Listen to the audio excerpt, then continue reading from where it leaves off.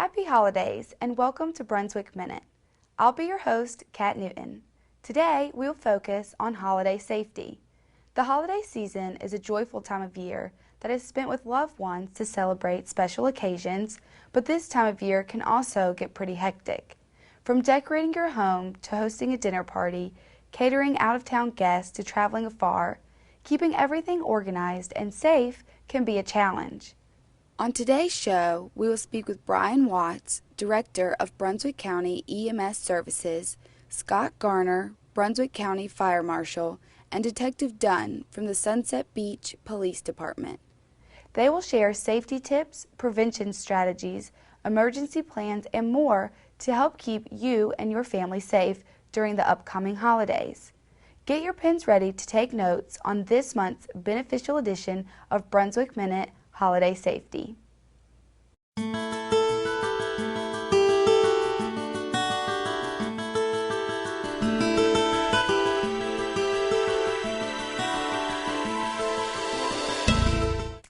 Let's first welcome Brian Watts. Thank you, Brian, for being on the show today. You're quite welcome. I'm glad to be here. Good, good. Now, where do you work and what is your title? I'm the Emergency Medical Services Division Director for Brunswick County Emergency Services. Okay. Now, what brought you to Brunswick County? The ability to manage an ambulance service.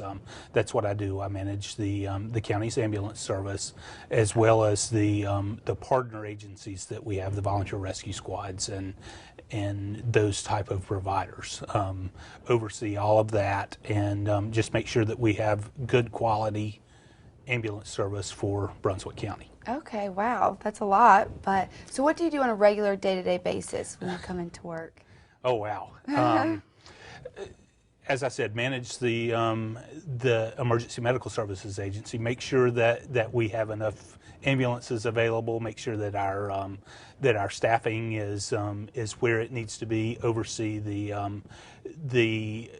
care that our patients receive, that type of stuff, as well as manage the budget for the agency. Okay. Now, with the holidays coming up, what do you think our viewers should be aware of? Well, I think that the holidays are a time for family and friends, but we do have to keep in mind that there are some safety issues. It could be a very dangerous time, and we need to make sure that we know that there are safety issues that could cause some issues, and we need to be aware of those and be able to know how to prevent most of those from happening.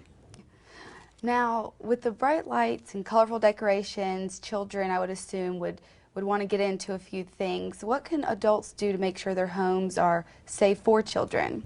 Well, that is a very important thing, and you know, so important that the American Academy of Pediatrics has released a holiday guide, if you will. Okay. It's online at www.aap.org. Okay. And basically tells you the types of things that we need to be looking for, the types of safety issues, whether it's fire safety, whether it's safety with toys, whether it's safety with decorations, all those kind of things. But the other thing that we have to worry about is when we're visiting. Many times, even though our house where our children are is childproof, the house that you're visiting is not, and so grandparents don't always have children in the house, right. And so they don't want to, or they don't, as a practice, make the house childproof. So parents need to be aware of that, and need to, when they're visiting, need to make the house childproof if possible. Right. Now, so what are some things that would be needed to be childproof? Well, you know, certainly you need to look at the electrical outlets and make sure that they're covered. Need to make sure that there's no choking hazards, any fire hazards or anything like that. Okay. Now also with Christmas coming up and gifts and presents, children can be getting different types of toys, and I know there's certain ages for those toys. What do parents need to look for when buying toys? Well, number one, they need to make sure that it is age appropriate. You know, a toy for for a child that's 3 and up means just that, that the child needs to be more than 3 years old to have that toy. Need to make sure that it is age appropriate.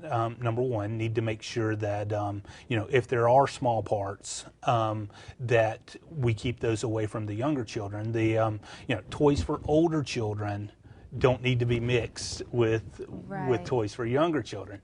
And the other issue is to make sure that parents read the instructions of toys and make sure that they're being used the way they're intended to be used. Okay, well, those are some great tips. Another thing with decorating for homes, I saw that a lot of emergency room incidents come from falling from ladders or tripping over extension cords. Do you find that true here in Brunswick County too? There are several types of injuries that we see during the holiday seasons, and you're exactly right. It is a lot of tripping hazards and falling, people trying to put decorations up, right, and falling and breaking bones and things like that. Okay, so can you give our viewers a few tips on what they can do when decorating, how to keep themselves safe? And the biggest thing is use the right equipment, use the right tools. If something is high, you need to use a ladder and not a stool and not a bar stool or anything like that. I'm the world's worst for that. I was letting our tree fall out last night and was standing on top of a bar stool. Oh, so, goodness. Don't need to do that. Need to make sure that anything that we put outside, we need to make sure that we plug into a ground fault circuit interrupter. Okay. And we need to check the lights that we're putting up before we put them on the tree, and make sure they do work, so that there's not those electrical hazards that we were talking about. Okay. So do you find during the holiday season you're getting more calls associated with overeating, heart attacks, high blood pressure? We do have a little higher instance of that type of call. I wouldn't attribute it to overeating and that kind of stuff, but okay, but certainly any person that is having chest pain or respiratory distress or anything like that needs to dial 911 immediately. Okay.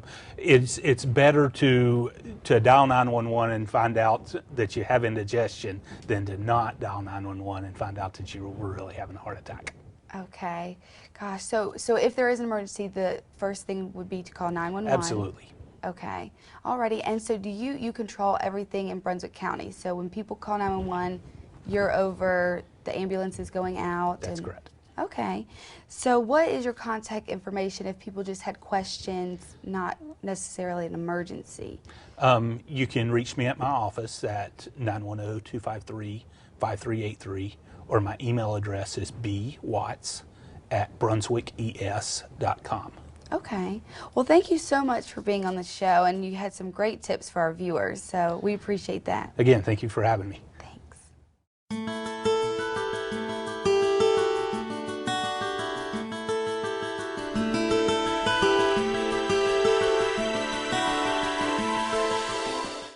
Let's now welcome Scott Garner, Brunswick County Fire Marshal.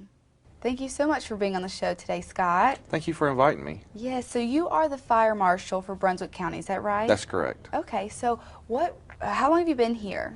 I've been with Brunswick County for a little bit over 13 years now. Okay, now did this job bring you to the county? No, I was already a resident here before I started work. So okay, I'm not a lifelong resident, but quite a while. Oh, okay, well, great.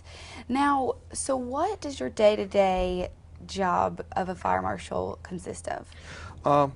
The fire marshal's office and me and my staff, our main function is to inspect new construction and existing buildings.